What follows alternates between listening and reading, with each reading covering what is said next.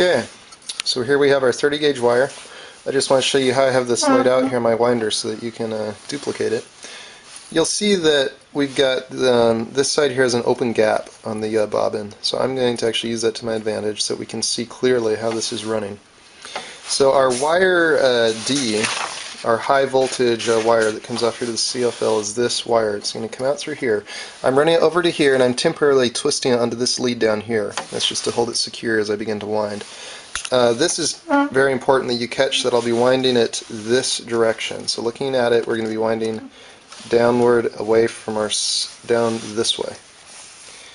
So yeah, that's pretty much all you need to know. In winding it that way, one question one thing I want to point out is that when we wind it that way, this is going to come along here, it's going to form a nice clean tight bend, and it's going to wrap around here, and this is not going to be loose or spanning the winds that come up above here. If this was out here at an angle or in any way touching these winds that are going to build up out here, this would arc between there and burn out your transformer. So let's start winding it. Okay, I've started to wind it. You can see that I'm coming along here.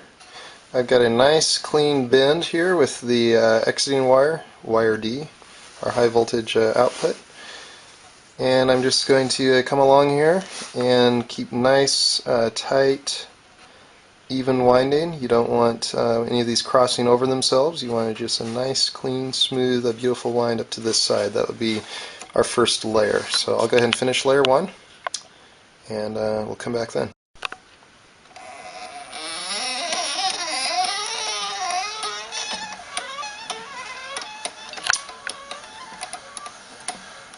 Just doing a little video here so you can see the winding process. This is a hand winder that I've built. It makes winding coils so much easier. So anyway, you can just see that we're wrapping along here, layer 1. So when I get here to the end, we'll start back over on layer 2. I'm not using any separator between the layers. I know that's something people have had a question about, but just layer on layer. So I'll start here again on layer 2. Okay. Now we're coming back across with layer 2. You can see that there.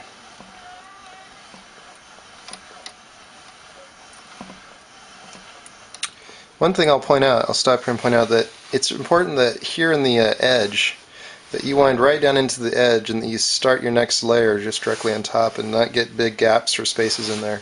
Because if you do, it will come back and haunt you later. But anyway, here we go. Layer 2 coming on.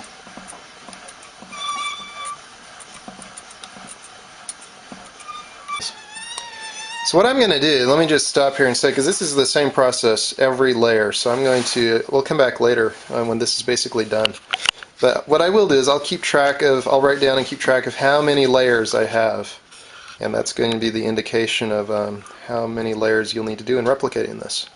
You pretty much fill it out all the way here to the edge of this circle. You'll see there's kind of an indentation of a circle here. You'll pretty much fill it out to within an 1/8 inch of that area, but I'll get you the exact number of layers that I use here. So we'll be back then.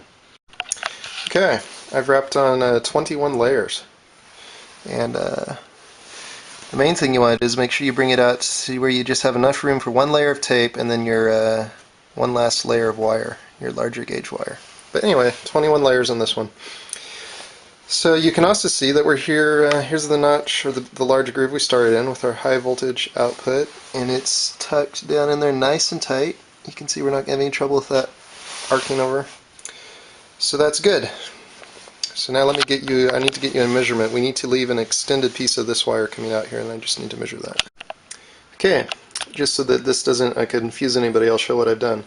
I've taken the wire, I've stopped winding at 21 layers, and I'm taking this wire and I'm running out 6 feet, all the way over to there. That's 6 feet out, and then I'm running back. And I'm going to cut the wire here at this point. So basically I'm leaving an extension of 12 feet, but I'm bending in half at the 6 foot point. So let me cut the wire here and I'll be right back. Okay, so now what I need to do is I need to twist this wire around itself. And that's kind of a trick, especially trying to hold a camera in one hand, but I'll see if I can get it started here.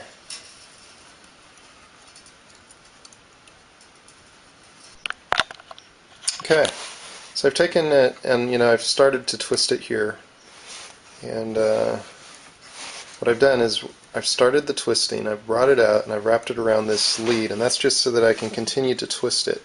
You want to be careful when you're doing this, because if you break it at this point, you've got to unwind some more, and it's just not a good thing. So carefully continue to twist this so the two wires twist and wrap around themselves until you come out here and twist all 6 feet together. So I'm going to do that, and I'll be right back. Okay, so now I have 6 feet of tightly wound wire, and I'm just going to continue to wind this on, and we'll exit it onto this terminal right here. Okay, so now what I've done is I've wound it on. I wound it up and down this coil about 6 times, and just spaced the windings out. So I just went back and forth as I wound it. I now have the end right here, and I'm going to bring it over. I'm going to strip off this enamel covering on the wire, and I'm going to solder it onto this point right here.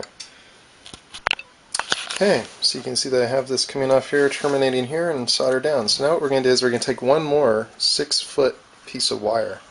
I'm going to attach it to this point. So this point's actually going to have 3 wires coming off it. So let me get that ready, and we'll hook it up. Okay, so now I have the 3rd wire attached to this point here. So now with this wire, instead of winding it the same way we wound on all the other wire, we're actually going to wind it this way. We're going to come up and around this way. Before we were winding down this way. So now we're going to bring this through here, and we're going to wind it this way onto the spool here. I'll go up and down a couple times. I tend to like to go up and down a few times, and then on both the twisted wire as well as this wire, just wind 4 or 5 times around in line with itself down here. So I'm going to wind this wire on, and I'll be right back.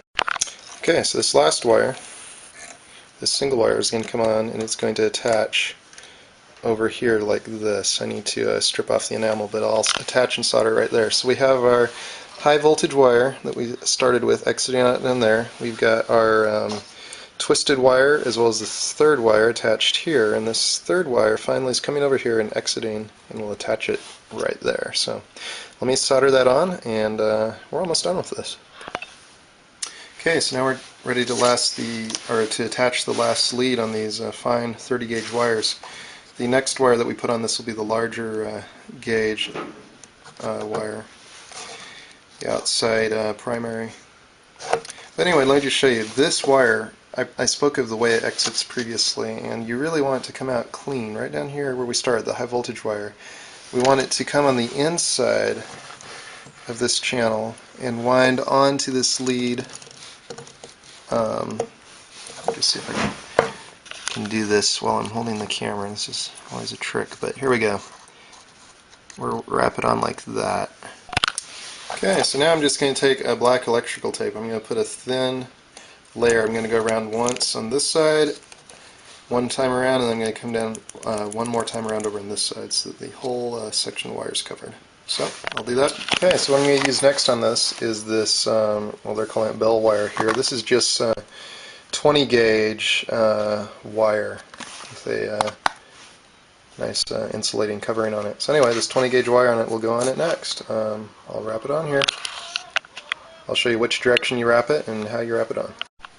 Okay, so I've attached the wire to this lead here. This is the opposite side that we had started with these little wires.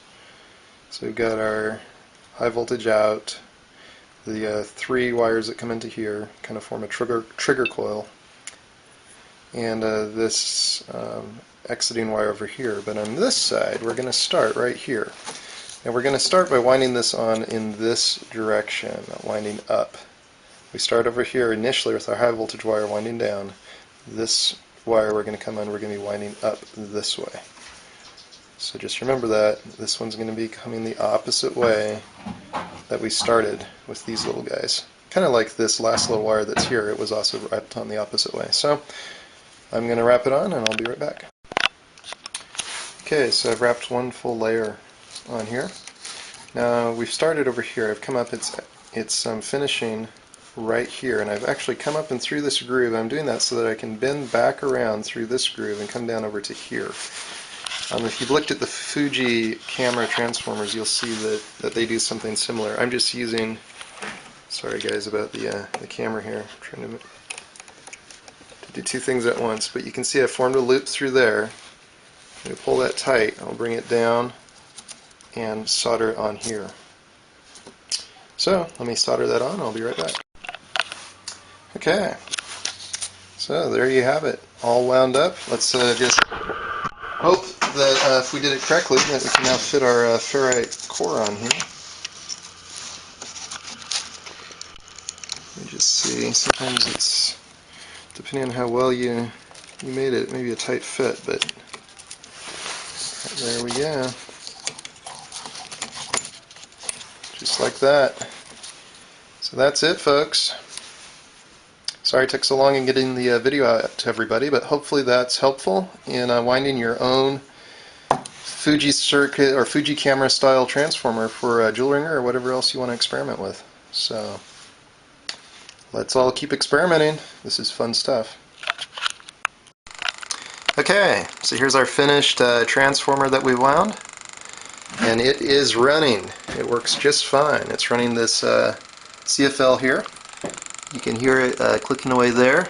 We have no external power into this circuit. This is just running off this one electrolytic capacitor here. We have a biflare wound coil here, and my transistor here, and the pot here. It's exactly the same as my original schematic, except for these germanium diodes. I put a pot right there to control it.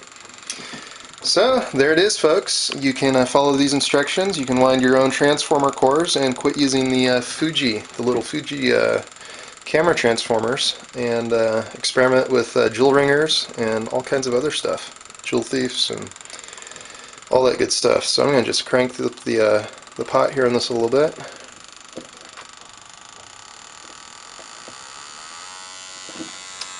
So there it goes. It is ringing away. So yep, let's just all keep experimenting. Hopefully this video is helpful for those who are trying to wind their own transformers, and let's just keep on experimenting. This is fun stuff.